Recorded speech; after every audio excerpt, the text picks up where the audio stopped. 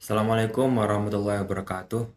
Perkenalkan, saya Alif Darmawan Hidayat dari jurusan Sistem Informasi. Pada video kali ini saya akan menjelaskan tentang metode Agile, sebuah pendekatan yang digunakan dalam dunia pengembangan perangkat lunak. Saya akan menjelaskan apa itu Agile, mengapa ini diciptakan, dan apa yang paling penting, bagaimana cara kerjanya dalam praktik nyata. Untuk memahami Agile, kita perlu tahu dulu apa masalah yang coba diselesaikannya. Sebelum Agile populer, banyak tim menggunakan metode yang disebut waterfall atau air terjun. Cara kerjanya seperti ini. Semua perencanaan dilakukan di awal, lalu pekerjaan dilakukan secara berurutan. Tahap satu selesai dulu, baru lanjut ke tahap berikutnya sampai produk jadi di akhir.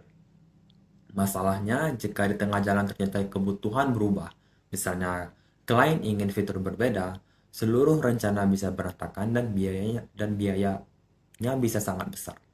Agile hadir sebagai solusi untuk masalah ini. Alih-alih merencanakan semuanya di awal, Agile bekerja secara bertahap dan terus mengevaluasi setiap langkahnya. Agile bukan sebuah alat atau aplikasi. Agile adalah sebuah cara berpikir, sebuah pendekatan dalam mengerjakan proyek. Kata Agile sendiri berasal dari bahasa Inggris, berarti lincah atau gesit. Dan itulah inti dari metode ini, bergerak cepat, mudah menyesuaikan diri dengan perubahan, dan terus berkomunikasi dengan pelanggan. Agile lahir secara resmi pada tahun 2001 ketika 17 pengembang perangkat lunak dari Amerika Serikat berkumpul dan menuliskan apa yang disebut Manifesto Agile. Dokumen singkat ini berisi 4 nilai utama. Pertama, Agile lebih mengutamakan kerjasama antar manusia daripada hanya bergantung pada proses dan alat bantu. Kedua, Agile memprioritaskan perangkat lunak yang benar-benar berjalan, bukan sekedar dokumentasi yang tebal. Ketiga, Agile mendorong kolaborasi yang erat dengan pelanggan, bukan hanya mengikuti kontrak yang sudah disepakati di awal. Keempat, Agile siap merespon perubahan daripada kaku mengikuti rencana awal yang sudah dibuat.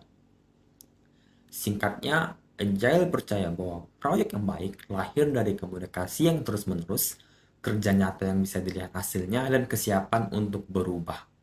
Sekarang kita masuk ke bagian inti bagaimana Agile benar-benar berjalan dalam praktik. Ada beberapa cara menerapkan Agile. Yang paling populer dan paling banyak digunakan adalah Scrum. Scrum adalah kerangka kerja yang membagi pekerjaan menjadi periode-periode pendek yang disebut sprint. Bayangkan sebuah proyek besar seperti membangun sebuah aplikasi belanja. Daripada mencoba menyelesaikan semuanya sekaligus selama 1 tahun, tim membaginya menjadi banyak sprint kecil, masing-masing berdurasi 1 hingga 4 minggu. Mari kita lihat alurnya satu persatu. Langkah pertama adalah membuat produk backlog. Ini adalah sebuah daftar berisi semua hal yang ingin sebuah daftar besar berisi semua hal yang ingin dibangun atau diselesaikan dalam proyek. Baik itu semua fitur, perbaikan, dan kebutuhan. Daftar ini disusun oleh seseorang yang disebut product owner, yaitu orang yang mewakili kepentingan pelanggan atau pengguna. Langkah kedua adalah sprint planning, yaitu rapat perencanaan di awal setiap sprint. Dalam rapat ini, tim memilih tugas-tugas mana dari daftar besar tadi yang akan diselesaikan dalam sprint ini saja. Mereka memilih tugas yang realistis dan bisa selesai dalam waktu yang ditentukan. Langkah ketiga adalah sprint itu sendiri. Periode kerja aktif selama 1-4 minggu. Selama sprint tidak boleh ada perubahan mendadak atau tugas baru yang masuk. Tim fokus pada apa yang sudah disepakati di awal. Di dalam sprint, setiap hari tim mengadakan daily stand-up, pertemuan singkat maksimal 15 menit. Setiap anggota tim menjawab 3 pertanyaan sederhana. Kemarin saya mengerjakan apa? Hari ini saya akan mengerjakan apa? Dan apakah ada hambatan yang saya hadapi? Tujuannya bukan rapat panjang, tapi sekedar menjaga semua orang tetap tahu perkembangan terkini. Di akhir sprint ada dua pertemuan penting. Yang pertama disebut sprint review.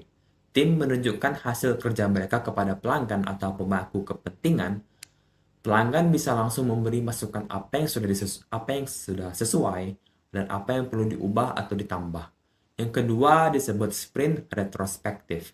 Tim berbicara satu sama lain bukan soal produknya, tapi soal cara kerja mereka sendiri. Apa yang berjalan baik dan apa yang perlu diperbaiki dalam sprint berikutnya. Ini adalah momen refleksi dan perbaikan terus-menerus. Setelah ini, siklus dimulai lagi dari awal dengan sprint berikutnya, hingga proyek selesai. Hasil dari setiap sprint adalah sesuatu yang disebut increment, yaitu bagian dari produk yang sudah berjalan dan bisa diuji. Pelanggan tidak perlu menunggu 1 tahun untuk melihat hasilnya, mereka sudah bisa melihat dan mencoba bagian dari produk setiap beberapa minggu.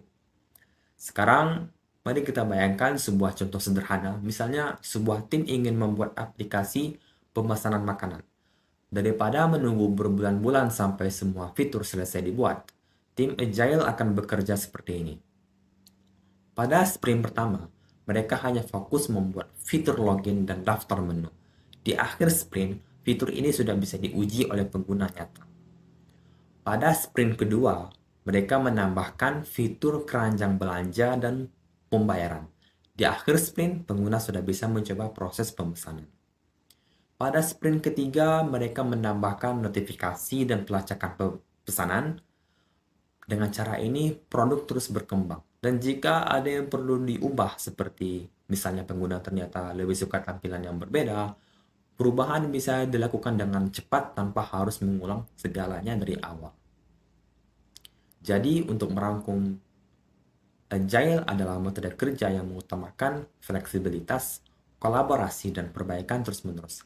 Alih-alih membuat rencana besar di awal dan mengikutinya secara kaku, Agile mengajak tim untuk bekerja secara bertahap, mengevaluasi hasilnya, dan terus memperbaiki diri. Inilah yang membuat Agile sangat relevan di era yang terus berubah dengan cepat seperti sekarang. Sekian dari saya, terima kasih sudah menyaksikan video ini.